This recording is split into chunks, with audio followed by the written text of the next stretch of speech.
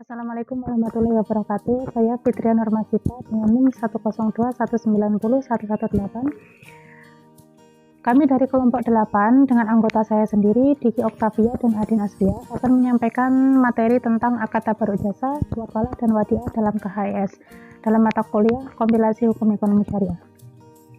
Pertama, saya akan menyampaikan tentang akad tabaruk. Jadi apa yang dimaksud dengan akad tabaruk itu yaitu jenis akad yang berorientasi pada kepentingan sosial, yaitu semua bentuk akad yang dilakukan dengan tujuan kebaikan dan tolong-menolong, bukan untuk tujuan komersial. Termasuk dalam akad tabaruk yaitu qard al-hasan, sedekah, qard hibah, infak, dan wakaf. Fungsi akad tabaruk ini yaitu akad-akad untuk mencari keuntungan akhirat, karena ini bukan akad bisnis. Jadi akad ini tidak dapat digunakan untuk tujuan-tujuan komersial. Bank Syariah sebagai lembaga keuangan yang bertujuan mendapatkan laba tidak dapat mengandalkan akad-akad tabaruk untuk mendapatkan laba. Dalam akad tabaruk, pihak yang berbuat kebaikan tersebut tidak berhak mensyaratkan imbalan apapun kepada pihak lainnya, dan imbalan dari akad tabaruk ini yaitu langsung dari Allah Subhanahu wa taala, bukan dari manusia. Untuk contoh akad tabaruk itu yaitu qard, rahan, hawalah, wakalah, kafalah, wadiah, hibah, wakaf, sedekah, hadiah, dan lain sebagainya.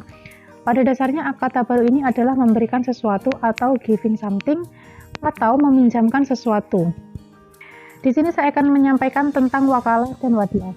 Yang pertama, wakalah. Apa yang dimaksud dengan wakalah?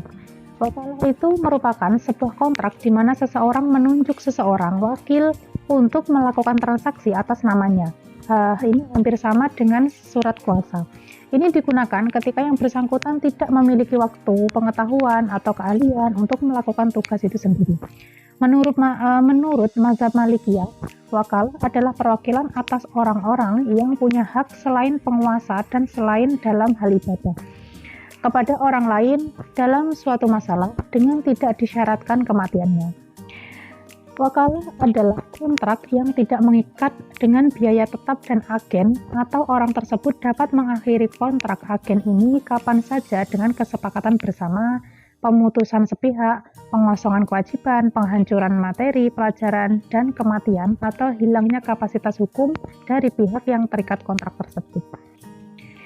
Untuk landasan hukum dari wakalah ini itu yang pertama Al-Quran, yang kedua hadis, dan ijma. Rukun dan syarat wakalah yaitu menurut kelompok Hanafiyah, rukun wakalah itu hanya ijab dan qabul. Akan tetapi ada pendapat lain bahwa rukun wakalah itu yaitu yang pertama orang yang memberi kuasa atau al-muwakil, yang kedua orang yang diberi kuasa atau al-wakil, yang ketiga perkara atau hal yang dikuasakan atau al-taukil, dan yang keempat pernyataan kesepakatan atau ijab dan qabul. Fatwa DSN yang menjadi landasan dalam akad wakalah ini adalah Fatwa DSN nomor 10/DSN MUI /4/2000. Untuk syarat-syarat muwakil yaitu seseorang yang mewakilkan atau pemberi kuasa disyaratkan memiliki hak untuk bertasyaruf pada bidang-bidang yang didelegasikannya. Yang kedua yaitu pemberi kuasa haruslah yang cakap dalam bertindak atau mukallaf. Untuk syarat-syarat wakil yaitu penerima kuasa perlu memiliki kecakapan terhadap suatu aturan-aturan yang mengatur proses akad wakalah, sehingga cakap hukum menjadi salah satu syarat bagi pihak yang diwakilkan. Yang ketiga, yang perkara yang diwakilkan atau objek wakil. Yang keempat yaitu pernyataan kesepakatan atau ijab dan qabul. Kesepakatan kedua belah pihak ini baik lisan maupun tulisan dengan keikhlasan memberi dan menerima baik fisik maupun manfaat dari hal yang ditransaksikannya. Sekian penjelasan dari saya, selanjutnya akan dijelaskan oleh Mas Diki dan Mas Adin. Terima kasih. Assalamualaikum warahmatullahi wabarakatuh. Perkenalkan, nama saya Muhammad Syah. Saya meneruskan presentasi. Selanjutnya, yang empat, macam-macam wakalah. Dalam prinsip syariah, wakalah digunakan atas yaitu yang pertama, al-wakalah al-mutaqah adalah mewakil secara mutlak tanpa batas waktu dan untuk segala urusan.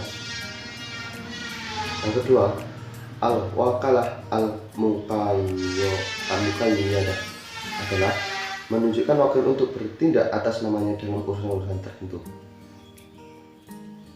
Yang ketiga, al-wakalah al-ammamah adalah perwakilan yang lebih luas dari al-muqayyadah, tetapi lebih sederhana daripada al-mutaqah. Kemudian berakhirnya wakalah. Transaksi wakalah dinyatakan berakhir atau tidak dapat dilanjutkan karena apa? Yang pertama, matinya salah seorang dari yang berakat. Yang kedua, bila salah satu gila. Yang ketiga, pekerjaan yang dimaksud dihentikan. Yang keempat, pemutusan oleh mewakil terhadap wakil meskipun wakil tidak mengetahui. Tetapi menurut Hanafi, wakil wajib tahu sebelum ia tahu, maka tindakannya seperti belum ada putusan. Yang kelima, wakil memutuskan sendiri. Dan yang terakhir, keluarga orang yang mewakilkan dari status kepemilikan. Bismillahirrahmanirrahim. Di sini saya akan melanjutkan presentasi dari Mbak Fitria dan Mas Adin tentang bab wadiah. Pengertian wadiah yaitu secara bahasa adalah meninggalkan atau titipan. Sedangkan secara istilah, wadiah adalah sesuatu yang dititipkan oleh suatu pihak atau pemilik kepada orang lain dengan tujuan untuk dijaga. Atau pengertian lain bahwasanya wadiah adalah transaksi pemberian mandat dari seseorang yang menitipkan barang kepada orang lain untuk dijaga sebagaimana mestinya. Selanjutnya, landasan hukum wadiah. Yang pertama yaitu dalam Al-Quran. Ulama fikih sependapat bahwa wadiah adalah sebagai salah satu akad dalam rangka tolong-menolong antara sesama manusia. Hal ini sejalan dengan Al-Quran dalam surah An-Nisa ayat 58. Dasar hukum yang kedua yaitu hadis dari Abi Hurairah radhiyallahu an, ia berkata, Rasulullah Shallallahu alaihi wasallam bersabda, tunaikanlah amanah kepada orang yang mempercayakan atau menitipkan padamu, dan janganlah engkau berkhianat kepada orang yang mengkhianatimu. Hadis riwayat At-Tirmizi dan Abu Dawud, dan ia menghasankannya, dan hadis ini juga disahihkan oleh Hakim. Landasan hukum yang ketiga yaitu ijma. Ulama sepakat memperbolehkannya wadiah. Ia termasuk ibadah sunnah. Dalam kitab Mufti dijelaskan juga ijma dalam setiap masa memperbolehkan wadiah.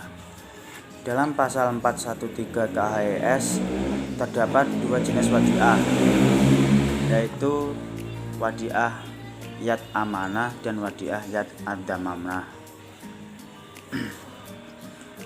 Wadiah yad al-amanah yaitu bentuk penitipan murni, yaitu di mana pihak yang dititipi diberikan amanah untuk dijaga barang atau uang tersebut, dan pihak yang dititipi tidak boleh memanfaatkan barang atau sesuatu tersebut, jadi hanya titip saja.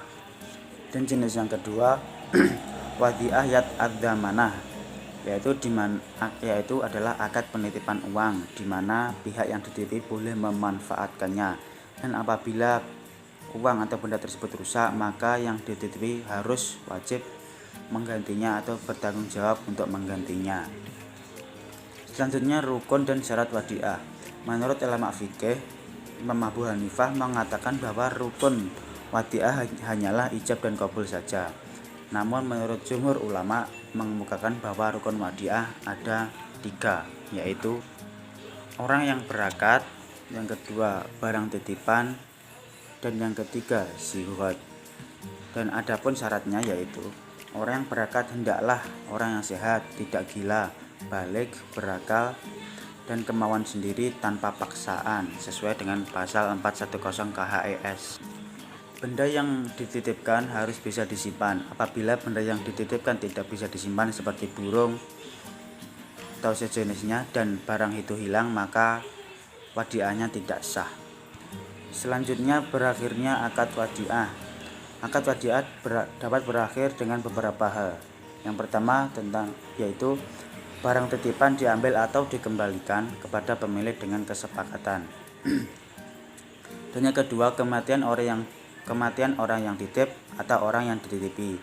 Yang ketiga, gilanya atau tidak sadarnya salah satu pihak yang berakad atau yang melakukan akad wadiah.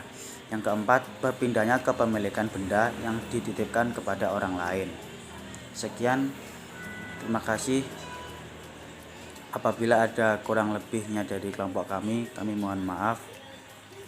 Wassalamualaikum warahmatullahi wabarakatuh.